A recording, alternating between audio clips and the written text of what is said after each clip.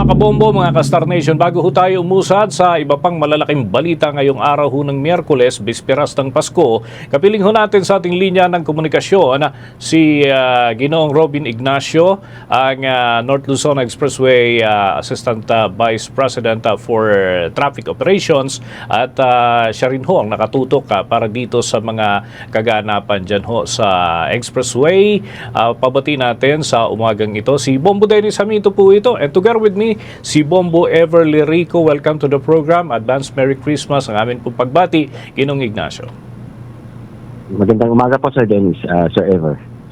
At magandang umaga din po sa ating mga taga-subaybay ng Bombo Radio. Ay, okay, makikikumusta muna po kami unang-una doon sa daloy ho ngayon ng mga motorista sa expressway na yung panorte, ika nga, no? Ano ho yung mga expected ho natin sa mga biyahero papunta ng norte ngayong bisperas ng Pasko, Ginoong Ignacio? Apo, ngayong araw po, mula pa po kanina madaling araw hanggang sa mga oras na to ay maluwag po yung daloy ng traffic po natin. Kung meron naman pong hahabol pa na bibiyahe ng mga kababayan natin ay maaaring maya-maya. Pero sigurado po mga bandang late afternoon ay maluwag na po yung ating daloy ng traffic. Naranasan na po kasi natin yung mabigat na o mataas na volume ng mga bumiyaheng mga kababayan natin mula pa po nung Friday, December 19. Ganun din po nung Saturday, December 20. Nung Sunday, medyo mababa yung volume po natin. Bagamat mayroon pa rin po tayo na monitor na pauwi naman ng probinsya. At nitong Lunes at saka kahapon ay talagang marami pa rin po bumiyahe. In fact, kahapon po, tuloy-tuloy po yung mabigat na daloy ng traffic natin hanggang kaninang madaling araw na po, around 2 a.m. na po naubos yung ating volume. So parang distributed yung pagdating ng mga biyahero at hindi concentrated sa isang araw, tama ho ba? Tama po, at yun nga, distributed, at ganun din po na hindi lang po yung mga pauwi ng probinsya yung ating na-monitor. Marami rin po talaga yung papasok ng Metro Manila at halos sabay nga po yung volume natin, kaya minsan hindi na po kami nakakapag-implement ng counterflow. Ayun. Okay, ano-ano ho naman so far yung mga naitala natin ng mga unusual incidents kung meron dyan ho sa kahabaan ng North Luzon Expressway, knowing na ganito ang volume ng tao, basically mayroon talagang mga naitatala na iba't ibang insidente. And paano ho ninyo tinutugunan itong mga iba't ibang pangyayari ho dyan, lalo na yung mga unusual, Opo. Unang-una po, ayun po, yung mga nagkakaroon po tayo ng mga minor and road crash. Meron din po tayo yung mga na-istota rin, mga nasisiraan, mechanical problem or engine problem na mga bumabiyahe, ano po. At kagabi nga lang po, meron din po tayong minor accident which nasa papasok ng Metro Manila, ano po. Actually, isa nung alas 6 at isa nung mag-alas 10. So, nag-cause pa ito ng pag-delay para maubos nga po yung volume natin na papasok ng Metro Manila. Yun nga, ang maigig po ay mabilis naman po natin na i-clear po. So, sa dami na rin po ng deployment po namin ng personnel, ganun din po yung ating mga incident response team. At yun po, maraming umiikot, kaya nakikita po kasi sila kaagad. Minsan, ganun din po na namomonitor sa aming mga CCTV. So, kaagad-agad naman na napupunta ng ating mga incident response teams at mabilis naman po natin ma-clear. So, yun pong pagkaantala ng traffic ay hindi naman po ganun katagal.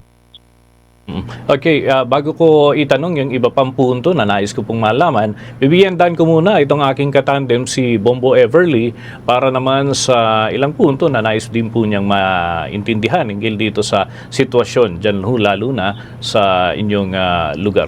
Bombo Ever? Alright. Sir Robin, siguro po follow up na lamang po dun sa mga, since ngayon po kasi bisperas po ng Pasko, may mga maghahabol na uwi pa po sa mga probinsya.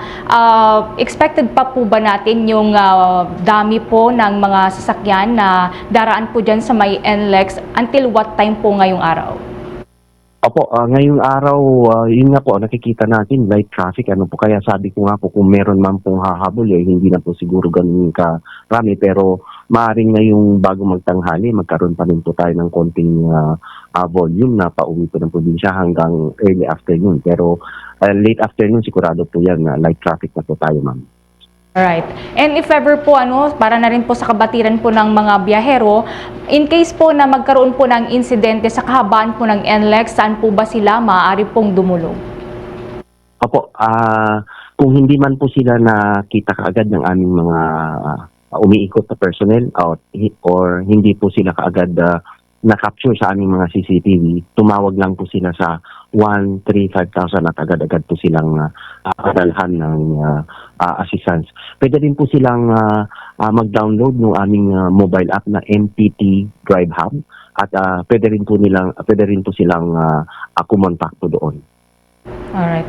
Paano po yung ginagawa pong paghahanda ngayon po ng NLEX naman po sa oras po na magsibalikan na po yung mga biyahero, probably pabalik po dito sa Maynila by next year na po kasi meron pa pong New Year, medyo bahaba din po yung bakasyon ng ilan po sa mga kababayan po natin. Actually, Ma'am Ever, nakahanda rin po kami kasi nararanasan po natin na even bago mag-New Year, meron po mga bumubiyahe po natin mga kababayan. Apparently, yung iba nagpapasko sa probinsya, mag-New Year sa Maynila, ganun din po, baligtad din naman po yung iba. So, nakahanda naman po kami dito sa NLEX. Tuloy-tuloy pa rin pong wala tayong mga road closure, wala tayong road work. Umpisa pa po ito noong December 19, tuloy-tuloy po yan hanggang January 5 na po. At ganun din po yung aming mga deployment ng aming mga personnel. Ganun din po na mas marami po kami deployments umpisa pa po noong December 19 hanggang January 5. And yun pong mga nagkakaroon ng problema mga sasakyan, kailangan ito, nag-implement din po kami ng free towing. Yung pangalawang implementation nga po ngayon is kahapon po ng 6 a.m. tuloy-tuloy po yan hanggang bukas po ng 6 p.m. at umpisan po namin ulit ng 6 a.m. po ng December 30 hanggang 6 p.m. po ng January 1 at yung pong huling implementation ay January 3, 6 a.m. hanggang January 5, 6 a.m. So, kami naman po ay nakahanda, lalo-lalo na po yung talagang balikan na po, yung January 3 siguro ng hapon meron na pong babalikan ka. At mas marami na rin po yun na-expect namin ng Sunday, January 4 at maging yung early morning po ng January 5, Monday. Okay, balik sa iyo, Bombo Dennis. Ihabol ko na lamang ito, Bombo Ever and Ginoong Ignacio, no? Yung siguro ano ho yung usual na nami-miss out ng mga kababayan ho natin na motorista, lalo na yung mga dumadaan ho dyan sa North Luzon Expressway ngayong holiday exodus. Ano yung mga kailangan i-consider ho nila para sa maayos na pagbiyahe? Well, hindi lang sa NLEX kundi maging sa iba pang area na mga babiyahe po ngayong holiday break, Ginoong Ignacio. Apo, tama po kayo, hindi lang po sana dito sa NLEX Connector, NLEX at SCTEX kasi yun po yung sakop po namin dito sa MPTC North. Pero kahit saan sigurong kalsada o biyahe, kailangan po talaga na nakahanda po yung ating mga motorista. Dapat nasa tamang kondisyon yung kanilang mga sasakyan. At yun nga po, pagdadaan po sila dito sa expressway, sana po naka-RFID na po sila. Lalo-lalo na po ngayon, meron naman po na pong available na one RFID sticker, one account na pwede nilang gamitin sa lahat po ng expressway dito sa Luzon. So madali na pong i-manage, i-monitor yung kanilang balance. Siguraduhin lang po nila na merong sapat na load balance yung kanilang RFID. At yun po, kung pwede rin pong mag-monitor nga po sana sila ng kasalukuyang traffic situation dito sa loob ng expressway. At kung talaga naman meron silang ma-monitor na napakatinding sikip ng daloy ng traffic at kaya naman po nilang i-adjust ang konti yung kanilang pagbiyahe para lang hindi masabayan yung sobrang sikip ng daloy ng traffic, ay mas mainam po sigurong gawin na po nila. Yun po. Kung hindi man po sila ma-monitor kaagad, pagka meron po silang concern, tumawag lang po sa 135,000, yung aming hotline. Okay, okay na ako sa mga katanungan ko, Bombo Ever, unless may gusto kang pahabol.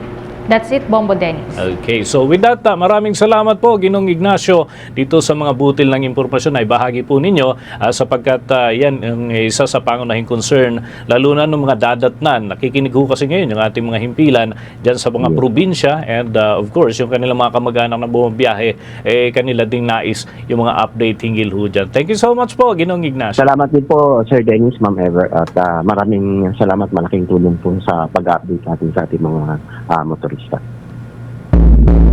Mga mga kabombo at mga ka-Star Nation, nakausap po natin si Ginoong Robin Ignacio ng North Luzon Expressway. Siya ho yung Assistant Vice President for Traffic Operations at atin hong na-monitor yung pagbigat na ho ng daloy ng mga motorista and umabot na ho dun sa peak nitong madaling araw.